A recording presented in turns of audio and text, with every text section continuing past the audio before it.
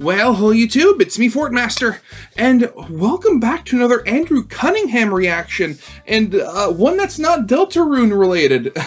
So, a while ago, I put out a poll on my community tab, just asking, if people would want to see me react to Andrew's, devlogs, because I know he's developing a game.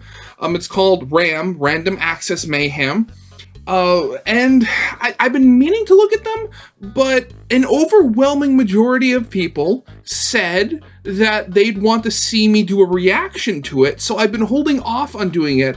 I've also been, holding off on actually looking into the game because I didn't want to kind of be spoiled about, how the devlogs would actually go. I mean, from the few videos I've seen, it looks really fast-paced. It's obviously a lot of destruction and stuff like that.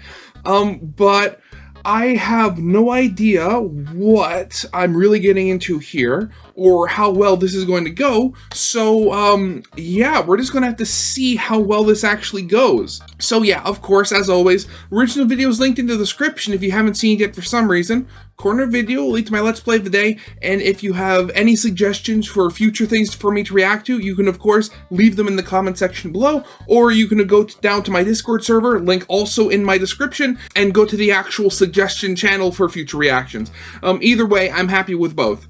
But yeah, with all that out of the way, let's get this thing actually started then, shall we? Top of the morning, fellow game devers. So basically, here's the deal. If you're one of these 23,000 people, you probably know me as someone you're who at likes Deltarune almost 61,000 and makes video essays about them.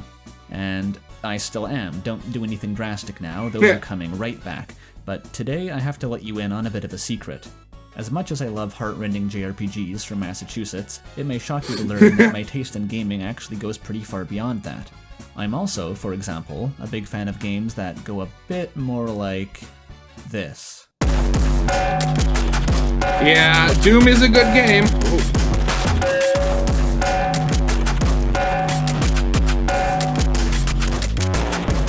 Games where, let's just say, you can't talk to the monsters. Or rather, you can talk to the monsters, but the only language they respond to is bullets. Mostly with grunts of pain and more bullets. Yeah, that would definitely work. I'm such a big fan of these roguelike shooty type games that I've been making one, on and off, for the last year and a bit.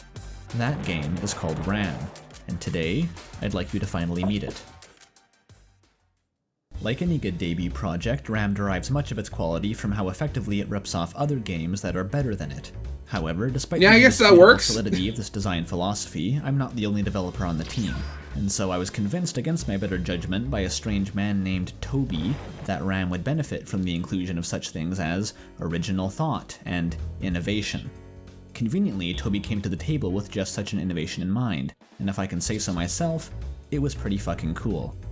Wait, is Toby actually helping him develop this game? Because if so, that's really cool. Instead of just blurting out what this unique gimmick is, I'll attempt to give you a whirlwind tour of the thought process that led to it. Okay.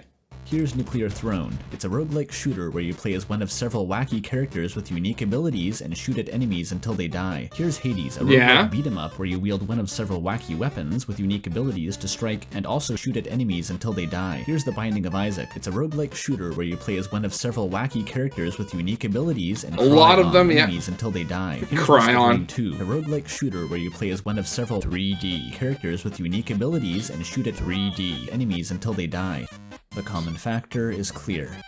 I wish I'd made one of these games instead of RAM. But yeah, I mean, you can that's pretty much just, the very, very basics of just, games like this. I mean, otherwise, if you don't have some way of changing the base gameplay in some way, I mean, things can, very quickly become stale. I mean, even, to a lesser extent, you have games like Vampire Hunter, where you only play as, the one dude. At least I think you do. I haven't actually played the game yet. I've been wanting to. But the way that the gameplay in that evolves is getting more and more powers stapled onto your character until your screen is literally just a screen of bullets. I believe the term for that game is called Bullet Heaven as opposed to Bullet Hell because you're the source of the bullets.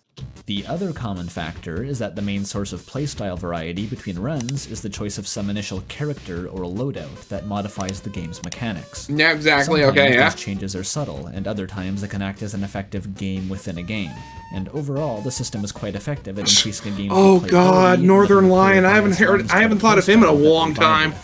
This is probably why it's been used by every popular roguelike for the last 400 years. But what if, Toby asked, what if you didn't have to choose? What if this variety of playstyles was not accessed through a menu between runs, but instead baked into the core of the game loop itself? Well, that sounds pretty cool, Toby. But how? How? Controlling multiple characters at once in a game like this would be ridiculous, and switching perspectives between a mob of AI-controlled allies sounds less like a fun gimmick and more like something StarCraft pros would be forced to playtest in hell. But what if, we asked again, you could pass control between characters whose well-being you weren't liable for after releasing your grip on their minds? What if it was, in fact, desirable for these characters to meet gruesome fates the instant you revoked your protagonist's status? What? What if you just controlled the enemies? And there you have it. That's RAM. No player character to speak of beyond the idea of some intangible computer virus. Just you using enemies to kill other enemies and then themselves once they've stopped being you. Oh. Okay. Now that sounds fun. That sounds really interesting. Random access mayhem. Next question then. In a game where a standard and viable strategy for winning a gunfight is to get shot in the head and then become the guy who killed you, how do you actually lose? Well, yeah, that's kind of important. This 536 pixel slab of crystallized mechanical contrivance is the beating heart of RAM's combat. Mechanical contrivance. Builds up over time. If it reaches the end, you lose. To stop this from happening, you simply swap control to a new enemy and the timer resets. However, if this red part is below the yellow part, you're not allowed to swap, and any projectile-related malfunction of your host body results in true death. Oh, okay. Every time you swap, the yellow bar rises. How do you lower it? Perpetrate ultraviolence. This forms a very simple Perpetrate ultraviolence, I love that. Swap. To swap, you must kill, and to kill, well, you need only be alive. And then, of course, we retroactively prop all of that up with lore. We will not be discussing that at this time. Of course, you gotta bring Scott into this. Of course, of course. Oh god, yeah. I mean, FNAF could definitely be the definition of retroactively added lore. A subtle truth about designing a game where you exclusively control enemies is that the game will only be as fun as the enemies are to control. Look at this asshole. It walks to the left.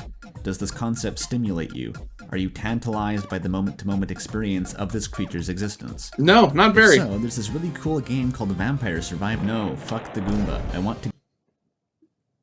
Vampire Survivor, yeah. Again, that's a game I need to play. I've heard a lot of good things about it. Be this guy. I want to impose my will on a digital world with a powerful and expressive moveset. What I just said may seem obvious, but RAM, like many games, started its life as a submission to a game jam. Oh, did it? Really? We had to work on it. The enemies we designed were a lot closer to the Goomba than Gabriel Ultrakill. And unfortunately, Gabriel Ultrakill. With the basic premise of the game out of the way, the main meat on the bones of this devlog will be our attempt to rectify this, or at least to start. Of the 8 playable enemy types that we've currently implemented, we've taken the jankiest 3 and overhauled them completely to meet our current non-game jam standard of quality. Okay. I'm sure we'll eventually get to meet the other ones too when we inevitably give them their glow-ups, but for now I present the first star of our show, the Chainbot. Chainbot? Okay, first of all, quick disclaimer. The names aren't finalized yet. Nothing actually is finalized. You have passed away. Correct. There is in fact no real artist on the team, so most of the character and tile sprite work you'll be seeing during gameplay is kitbashed from asset packs.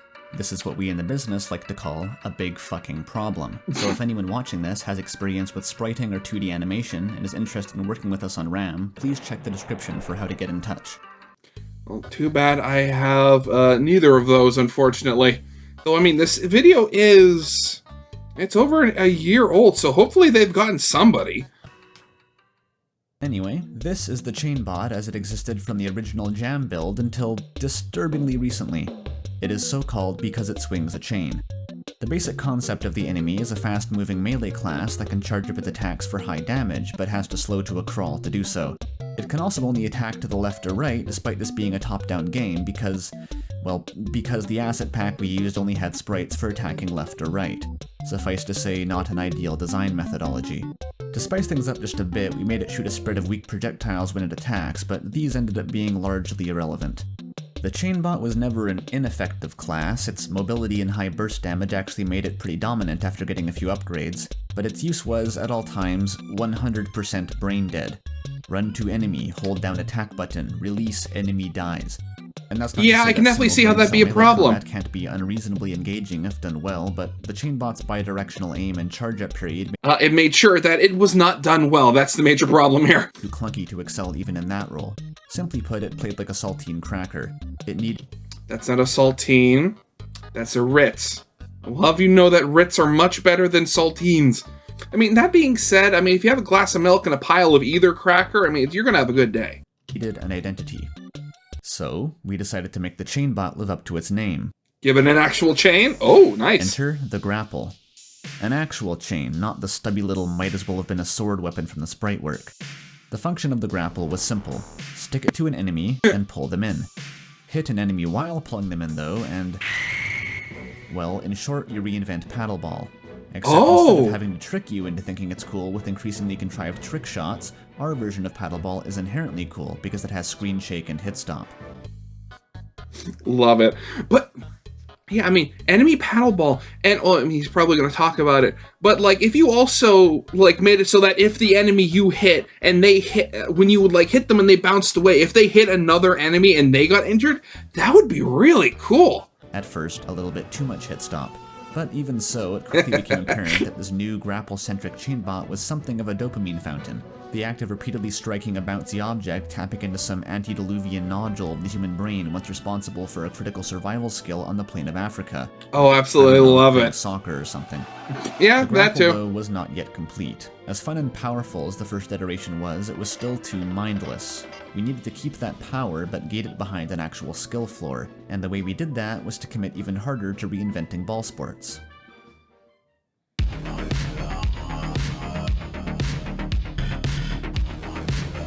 Yeah, there we go! Right! Awesome! What had originally been an afterthought to the grapple mechanic, being able to hit enemies into other enemies for collision damage, is now the axis around which the entire chainbot orbits. Melee damage is nerfed, the power of charged attacks aggressively. Were you able to, chain two enemies together? Okay. Capped, and the goofy little projectiles have finally been cut completely. The name of the game now is juggling. Performing the grapple hit combo from before no longer does much damage directly, but it does build up a juggle combo with each hit. This counter doesn't do much by itself, until you hit the grappled enemy with a charged attack. This breaks the grapple's hold and launches the enemy like a missile. The more times you juggle the enemy, the faster that missile goes. This is where the current chainbot's damage comes from. Being hit by a max combo grapple launch one-shots all but the largest enemies, and usually also the enemy getting launched. For good measure, launch an enemy that explodes when it dies. Launch an enemy into another enemy's anime finisher move. The grapple launcher's inherent physics creates a surprising number of these emergent behaviors that I wasn't even thinking about when I programmed it, and that's a welcome change of pace to say the least. Oh god, all the coding! Next guy, the Wheelbot. Wheelbot is a speedy little goblin. Wheelbot's mobility is above average. Wheelbot locomotes at a pace that may be considered aspirational. The rate at which Wheelbot traverses 2D space is highly PogChamp. What are you saying? Wheelbot says, gotta go fast. Except it fucking doesn't. We put a character whose power is being fast into a game where going fast accomplishes nothing. Sounds familiar. Oh, there was only okay. one solution. Full character redesign. Aww. The I like Wheelbot's fast. original means of attack was a little burst fire rifle. It was given this weapon not out of any grand vision, but because the game jam was almost over and we were out of better ideas. One rather unfortunate justification for giving the Wheelbot a burst weapon was to make it slightly easier to actually hit anything, since due to the brilliant design choice to have the bot's bullets inherit part of its momentum, this was by default not possible. Oh, okay. This contextually terrible idea, though, was the glimmer of a good mindset. Make the speed matter. Inject the feeling of velocity and momentum into the core of the Wheelbot's playstyle. And so for the redesign, we decided to replace the pea shooter with the power of throwing bricks. Oh, okay. Grenades, technically, but with the vibe of bricks. Big, hefty ones that you need to put your weight behind. With this change in framing, the bullets inheriting your momentum suddenly made sense, both in terms of feel and for the character's intended playstyle, because the impact damage of grenades scales with their speed. And to throw a grenade fast, you must first, yourself, be going fast. It's still pretty fucking hard to aim, though. But that's not so bad anymore, because the Wheelbot is no longer a scout, it's a sniper. A weird sniper, sure, but if you break it down, it checks all the boxes. A class with high commitment attacks that take skill to aim, but when landed can shift a lot of damage across a long distance.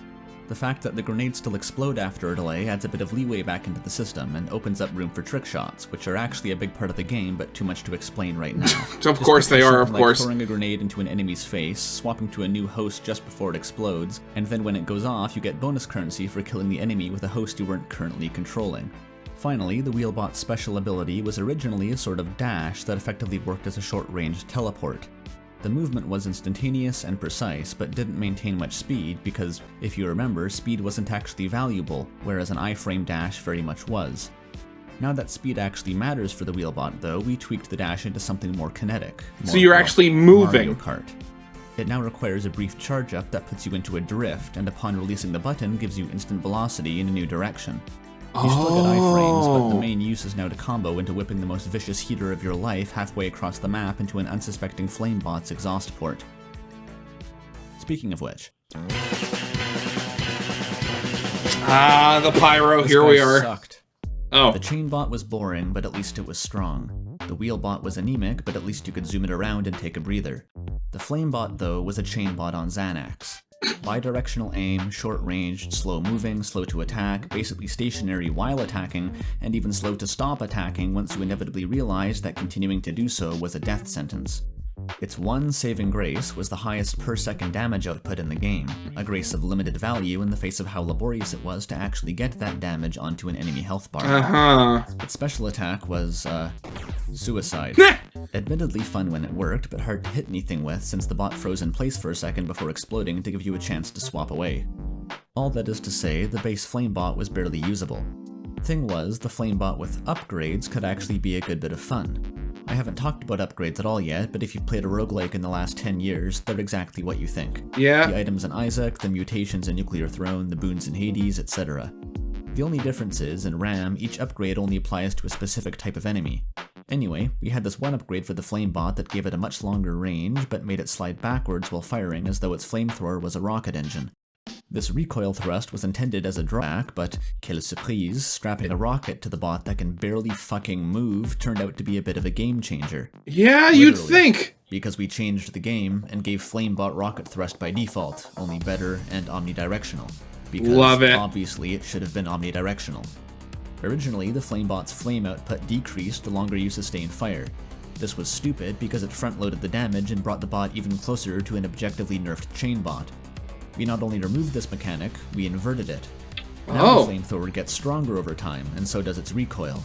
This means you can open fire over here, use that fire to rocket boost over here, and by the time you arrive, build up enough flame pressure to demolish anything in the vicinity. You can also start melting an enemy, and by the time an incoming attack forces you to disengage, have enough thrust built up to quickly dart away without deactivating the flamethrower. Oh, I'm liking this. To control compared to normal walking, but hey, we in the business call that mechanical depth. To balance the otherwise infinitely strengthening flamethrower, we added a new mechanic, overheat. Whenever you're firing, you heat up. Whenever you're not, you cool down. Get too hot, and... Never mind, you just explode. A detriment, but not always. Next up was a proper special attack. Since the Flamebot's weakest matchup is against fast and evasive foes like the Wheelbot, we gave it the ability to leave a sticky trail of tar on the ground behind it that slows enemies' movements and makes them easy targets. It's also highly flammable, which is good if you enjoy barbecues, but also means that each tar pool is one-time use. And whatever you do, definitely don't try opening the tar spigot while running the flamethrower. That would be extremely dangerous, and perhaps even... suicide. That's right, okay. We kept the kamikaze mechanic. It's even better now since you can move around right up until the explosion. I know this is only the first devlog, and I think there are... Last time I checked, I think there's only 3 out right now? Yeah, there's only 3 out right now, with the newest one being made 4 months ago. But like even now, in like this, in what is in this video, a much earlier version of development, this sounds so much fun. I cannot wait for this to be out completely.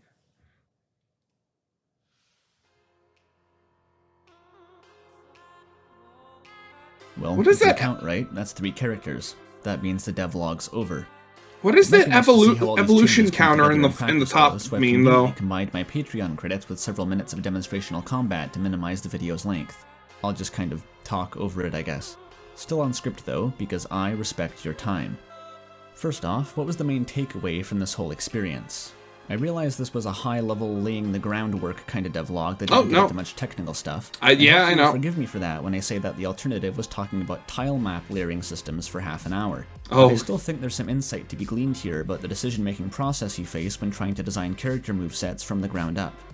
Back when Toby and I were pumping out these characters for the game jam... Wait, so Toby is actually working on this game with him? Oh, okay. Granted, is that why Deltarune is taking so long? Because Toby's working on all these other projects simultaneously? Okay, I know that he's not working on Deltarune all by himself. I know there are other people working, but still. The natural approach was very much to ask, what can the character do? We'd look at the art assets at our disposal and think about what their general theme would be. From the theme, we would then hash out a handful of abilities and do our best to translate those mental images into game mechanics. This approach is evident even in Ram's basic nomenclature. Wheelbot moves with a wheel, Flamebot attacks with fire, etc. This kind of thought process is perfectly reasonable for churning out basic concepts, and maybe in a less interactive medium it would be sufficient by itself. But the problem I've become more and more attuned to while working for the last several months is that, with game design, asking what can the character do, and only that question, effectively results in designing your characters backward. Characters in action games are not just sprites and theming. That's part of them, sure, but more importantly for a game like Ram, playable characters are how they're used. Yeah. Inputs and moment-to-moment tactics that their design funnels the player toward performing. If you only define mechanics at an aesthetic and conceptual level, this interactive aspect, the experience of using the character, will be more or less randomly generated for you in the process of translating your ideas into code. Putting the focus onto the character's function, we can revisit our naming scheme. The chainbot would instead be called the move toward enemy while holding attack button and release after about 1 second bot. The wheelbot would be the run in circles around enemies while spraying as many bullets as possible bot, and the flamebot would be the approach a slow moving enemy the instant after it attacks, then hold attack button and pray that it dies before it can shoot again bot. These playstyles, well, suck, and that's because none of them were explicitly designed by us at all. They were just what plopped out when we cast our conceptual character designs into an interactive format. All that is to say, to get any of Ram's characters to their current states, we've had to move away from asking what can the character do, and instead directly address the question of how do you use the character. This is a very different type of creative process, and one that, for me, taps more into your sense of kinesthesis than visual imagination.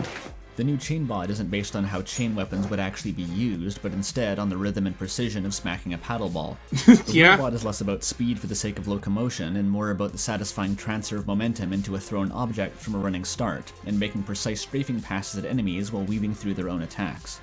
And the fact that the flamebot attacks with a flamethrower is now secondary to the interplay between moving with and against its recoil thrust, and pushing for the longest flame burst possible without ever quite tipping over the edge and blowing up. Unless you wanted to, of course. These Suicide! are conceptual. They're actions, processes that you do constantly, and that make you feel some kind of way. And that's good, basically. If anyone has... Well, that... Okay, yeah, I swear, this game looks like it's going to be so much fun. I'm definitely going to record a video of me playing the demo, because that just sounds like a lot of fun. So yeah, I mean, I'm definitely going to look forward to seeing how the game actually progresses later on. But yeah, with all that out of the way, I hope you guys liked. If you did, leave a like, subscribe if you have not. And yeah, I'll see you guys later. Goodbye.